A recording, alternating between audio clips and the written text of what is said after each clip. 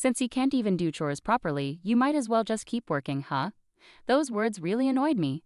Thomas used to oppose me working. He was jealous when I became a supervisor, asked me for money when I got a raise, and now he wants me to work nonstop. It's frustrating how selfish he can be. What's wrong? Got a problem? If you do, then do whatever you want, Thomas replied, seeing I was upset, with a look that said, fine, I'll do whatever I want to. I couldn't keep quiet, so I snapped back and went to bed annoyed. I was so angry at Thomas, but work doesn't stop for anyone. The next day, as soon as I got to the office, I asked for a meeting with the boss. Just like I told Thomas, I decided to do what I wanted and took on a certain task that had been suggested earlier. My name's Anna. I'm 30 years old and I married Thomas, who's also 30, about 3 years ago. We haven't had children yet, so we're both working hard and earning money. In the past, people used to expect women to stay home after marriage, but things are different now. Even though we work at different companies, we both have full-time jobs and share the household tasks. Thomas usually handles laundry and cleaning while I focus on cooking meals. Since we got married, I've been trying to cook delicious meals that Thomas enjoys. At work, I work hard to match the performance of my male colleagues, and recently I was promoted to supervisor. Being a supervisor means I have more work to do, both in quantity and quality. However, Thomas, despite being a coworker, didn't try to understand my situation. One evening at dinner, Thomas said, "Didn't we have this for dinner yesterday? Your cooking seems a bit careless these days. Please put more effort into it." Thomas is still in a lower position, not a supervisor like me. Maybe he felt jealous that I got promoted before him. Instead of being happy for me, he started complaining every day. Even though I have less free time now, I still make sure to do my part in household chores, I thought, understanding that Thomas's complaints were rooted in jealousy, so I had to remain patient. I do my best to prepare in the mornings, but sometimes dinner ends up being late when I get home, so I've been making side dishes ahead of time. Side dishes again. So you're saying dinner is the same every day? That's not what I meant. Please don't misunderstand. You're the one who said you take care of meals when we got married, right? The women at my company handle their households well, even while raising kids. I always mention that. I couldn't respond. Maybe there are such women at Thomas's workplace, but comparing ourselves to others doesn't help. Besides, the women Thomas talks about actually work part-time. It's not that I think less of part-time work, but being compared like that doesn't sit right with me. "I'm sorry," I said quietly. "Well, I'll forgive you this time, 'cause I'm kind," Thomas replied, starting to eat again once I apologized. I wish he'd just eat without commenting if he's going to eat anyway, but there's nothing I can do about it. When I talk about Thomas to my friends, they say it's good practice for dealing with kids. Indeed, even though we don't have children, dealing with Thomas sometimes feels like dealing with a child. I have to handle him with patience. "Oh, by the way, you did the laundry, right? Thanks for that." "Huh? Oh yeah, of course that was the agreement, you know. Without me the house wouldn't function, huh?" I held back what I wanted to say and praised Thomas. He seemed pleased with that. Indeed, Thomas does his part of the household chores as we agreed, but when it comes to laundry, he doesn't check the care labels or use a laundry bag. He just throws everything in and presses one button for wash and dry. So sometimes Thomas complains about clothes shrinking or getting worn out. If that's what counts as doing chores properly, I wonder how well I'm actually managing. But I never expressed my dissatisfaction. The one time I did, it led to a big fight. "Why didn't you quit your job and do everything yourself?" That's what I said when we got married. "I shouldn't have listened to anything you said, just like Betty told me." Thomas yelled angrily and insulted me, then stopped talking to me for about 2 weeks. Of course, during that time, he didn't do his share of the work, leaving me to handle everything on my own. I find it easier to endure some challenges than to feel completely drained, both mentally and physically. Indeed, as Thomas mentioned during our argument, he wasn't initially supportive of me working. "Betty said there's nothing good about a married woman working outside. That's why I want you to stay at home," he told me. I don't know why Thomas's sister feels that way, but I was willing to go along with it if that's what Thomas preferred. However, it soon became clear that we couldn't manage on just Thomas's salary alone. We couldn't rely solely on ideals, we needed practical solutions, so I pleaded desperately with him to let me continue working. My company is reputable and pays well. If we both worked, we could have some financial flexibility. Reluctantly, Thomas agreed to my heartfelt plea, which led us to where we are now. Despite everything, whether reluctantly or not, Thomas did share in the household chores. It's true that even that much help was appreciated. As Thomas's birthday approached, we hadn't done anything lavish to celebrate since we got married. Normally, we would mark the occasion at home with my cooking. But this year, with my recent promotion and salary increase, I decided to treat him to a dinner at a hotel. On the day itself, after buying him a gift, Thomas was pleasantly surprised and thoroughly enjoyed the steak dinner. "This is the best meal I've ever had," "But are you sure we can afford this?" he asked. "It's your special day. I got a raise since becoming a supervisor and will budget more carefully from now on. No need to worry about the side dishes, all right?" We shared a joke and ended the day that way. Yet, I didn't notice the smug smile on Thomas's face at that moment. A few days later, Thomas asked, "Hey, you mentioned your salary went up, right? How much of a raise did you get as a supervisor?" He kept bringing it up after his birthday. Supervisor seemed like a touchy subject we both avoided, but as soon as he heard about the raise, his attitude changed quickly. "Being a supervisor is great. You've worked hard for it." He started praising me like that. At first, I was surprised by his sudden shift and just gave a small smile to downplay it. But he kept pressing about the salary. I continued to dodge the topic, but when I kept avoiding him, he sulked. "What's wrong? Feeling superior now that you're a supervisor? Maybe you look down on me, just an employee at a small company. It was just a treat for your birthday. We're not wealthy, so let's not keep talking about money." I finally snapped, and that stopped his persistence. But it was clear Thomas was fixated on my income. If I had known it would lead to this, maybe I wouldn't have become a supervisor or celebrated his birthday. There was some regret, but it wasn't all bad. Since becoming a supervisor, I've been given an important project. Even though it means more work, Thomas has been supportive. "You're a supervisor and busy with work. I'll do what I can," he said, even preparing dinner, even if it was just frozen meals. Despite his focus on money, his effort made that birthday special, perhaps.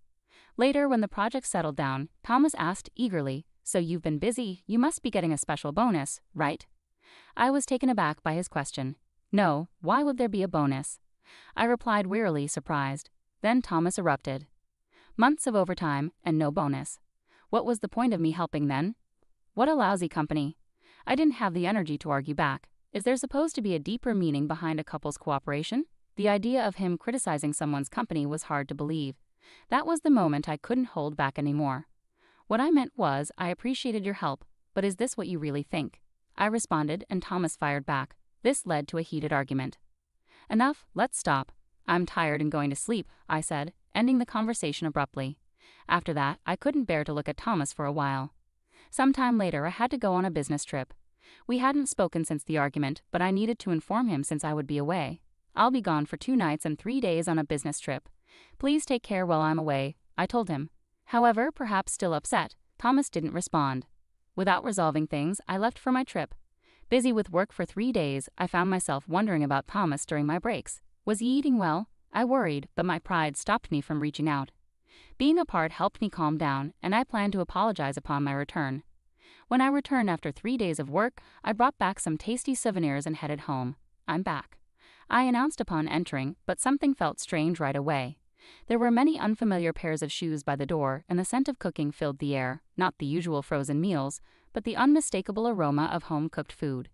Thomas can't cook, I thought, rushing into the living room. "Oh, Anna, welcome back," Betty greeted me. "What are you doing here?" I asked, surprised to see Thomas's sister, Betty, in our kitchen. As I glanced around, I noticed Thomas's niece, Lisa, lounging on the couch as if she belonged there. It didn't seem like a casual visit. It looked like they had moved in. Even the couch seemed new, not the one we had before my trip. I stood at the living room entrance, completely bewildered by the scene unfolding before me. "Dinner will be ready soon," Betty said casually, while I continued to stare at her in disbelief. I walked over to Thomas, sitting in a chair in the living room, and asked him, "What's happening, Thomas?" "It's a big decision to live with Betty and Lisa now. The move is already done," Thomas said casually, acting like it was the most natural thing. "That's what's happening, so let's all get along," Betty added with a smile. But I couldn't find it in me to smile back. Moving their stuff in without asking, deciding to live together without discussing it first. "Hold on, you can't just decide this on your own," I protested. "What's the issue? You're always too busy with overtime to handle housework anyway. It's easier if we live together and Betty takes care of things," Thomas retorted to my objections. Betty had Lisa when she was 20 and got divorced a few years later. Since then, she's been a single mother raising Lisa, who is now 18, all on her own. I knew this, and I knew Thomas cared deeply for his older sister, Betty, but I never expected it would lead to us living together.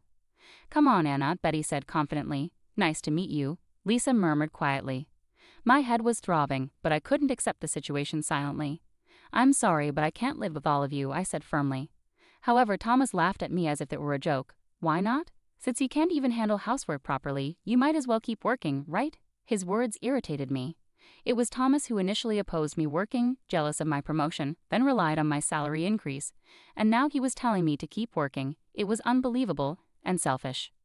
What's the matter? Got a complaint? If you do, then do whatever you want, Thomas retorted with a frown, sensing my irritation. Fine, I'll do whatever I want then. But I was the one who wanted to be angry. I couldn't keep quiet, so I told Thomas how I felt. After that, we didn't speak, and I went to bed. Betty and Lisa apparently decided to give up their own place and moved into our home, bringing their bed with them. They turned the room that was supposed to be for our future children into their room without asking me. I felt more sadness than anger. But work couldn't wait. The next day, as soon as I arrived, I asked for a meeting with the director. I decided to take on a task that HR had proposed earlier. That's wonderful. I appreciate you taking it on. It's a great opportunity, so I'll give it my all, I promised the director, fully engrossed in my work. I found it more comforting to be at the office than at home. Unable to forgive Thomas, a few days later he messaged me, "Hey Anna, how long are you going to keep sulking? Just come back already." I had been going home, but only when everyone was asleep, leaving before anyone woke up. However, for the past few days, I hadn't even returned home because I found a new place to live. "Come back. You can't just do that," he replied, laughing. "I can't come back right away," I said. "Why not?" "I'm in Italy right now. It's the middle of the night here. And Betty's there to take care of the house, right?" "Huh?" Thomas paused, surprised by my tired response. It was night for him, but already the middle of the night where I was. Dealing with this conversation with Thomas after work was just training. Finally understanding, Thomas suddenly raised his voice. "What? Italy? You went on a trip without telling us?" "It's not a trip. I've been living here for the past 3 days. What are you talking about?" But my response seemed to confuse Thomas again. "Again? Didn't you say I could do whatever I wanted?" I could almost picture him stunned on the other end of the phone. "What I meant is, you told me to do whatever I wanted, and I did. So I accepted the assignment in Italy that was offered to me earlier. They've set up a condo for me, and it's a beautiful place," I explained. "There's a limit to doing whatever you want. This affects our life together, and you decided on your own." Thomas sounded upset. Surely if we had talked about it, we might have decided to move here together. But this assignment in Italy was like a reward for my hard work. Thomas was the one who got upset about the bonus and didn't listen to other things. Yet didn't it feel strange for him to say he decided on his own to live with Betty and Lisa? His own words were coming back to him. "Did you even discuss anything with me that affects our life together?" I questioned. "Well, I'll be working here and I'll return to the States as a manager in 2 years. Until then, enjoy life with Betty and her family," I concluded before hanging up. Thomas must be feeling uneasy now, his own actions and words preventing him from living abroad. A few days later, Thomas contacted me, wondering what it was about. I answered, and he sounded cheerful. "Guess where I am?" "I don't care. I'm working. I'm hanging up," I replied dismissively. "Believe it or not, I'm in front of your condo," he said. "Huh?" I was surprised by his words. He had called my work to get my address, claiming it was necessary for some procedures, and using that address, he had come over on his own. "What about your work?" I asked. "I took some time off and yep, I'm here too," said Betty's voice over the phone. Why she had come too was beyond me. I was exasperated. "So we're both waiting out here. Hurry home," said Thomas. "Both? What about Lisa?" "Lisa has a test, so she couldn't come," Betty said casually, leaving me astonished once again. "Is that so? But I won't be returning today. I have a dinner meeting far away," I replied. Even if they had contacted me earlier, I wasn't in the mood to entertain them on such short notice. I had a social gathering with another company and had no plans to go home. "Huh? What should we do?" Thomas sounded panicked, but that wasn't my concern. "Stay at a hotel or something. Anyway, that's the situation. Also, I'm in the middle of work. Bye." I hung up the phone. They might be causing a commotion, but I didn't have time for it. They would probably give up and look for a hotel. However, I had underestimated the situation. In the middle of the social gathering, my phone rang. I excused myself and answered the phone, puzzled by the unfamiliar number. It turned out to be from the police. Excuse me, but apparently there was an intruder at my house, looking for an open window. They found one in the pet door. I didn't own a pet, so I hadn't noticed it before, but the house built by my company had one. Of course, I had no idea it even existed, so it wasn't locked. The intruder tried to enter through it and got stuck, unable to move forward or back, and was spotted by a passerby who then called the police. What a foolish burglar. Encountering such a fool could be dangerous. I was relieved I wasn't home at the time. "The person claims to be your sister. Do you know anything about this?" I went pale at those words. "Sister? I don't have a sister." The only possibility was Thomas's sister, Betty. As expected, the police mentioned her name. I was mortified. Unbelievable that she tried to force her way through such a small entrance. It made family relations embarrassing. "Anna, help me. Come pick me up." I could hear Betty causing a scene over the phone. What a nuisance.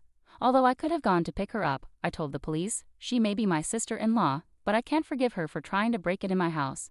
Please thoroughly investigate what she intended to do in my home. The police responded to my complaint, and Betty was severely reprimanded. However, due to her lack of Italian language skills, there was a lot of confusion and stress, which made her break down crying. "You must not cause trouble for your sister anymore," a police officer told her in simple English. Okay, Betty tearfully repeated. Getting caught by the police in Italy must have been a good lesson for her. Out of a desire for her to truly reflect, I didn't go to pick her up on the day she contacted me. The next day, thinking she might have reflected, I went to pick her up, and Betty broke down crying in relief. At that moment, I wondered, where was Thomas during all this? Only Betty was caught. Thomas was likely relaxing in a hotel, which I hadn't really considered. It turned out that while Betty was being arrested, Thomas was enjoying a meal alone, thinking Betty would bring money from my house and spending extravagantly at a restaurant. Oblivious to Betty's arrest, he ended up getting drunk and falling asleep at the restaurant. The restaurant, concerned about Thomas not responding, called the police, and he woke up in an unfamiliar police station. However, since my house and the restaurant were in different areas, Thomas was taken to a different police station. My wallet, my passport, where's my phone? Unfortunately, while he was unconscious, his bag was stolen, and he lost his wallet, passport, and phone.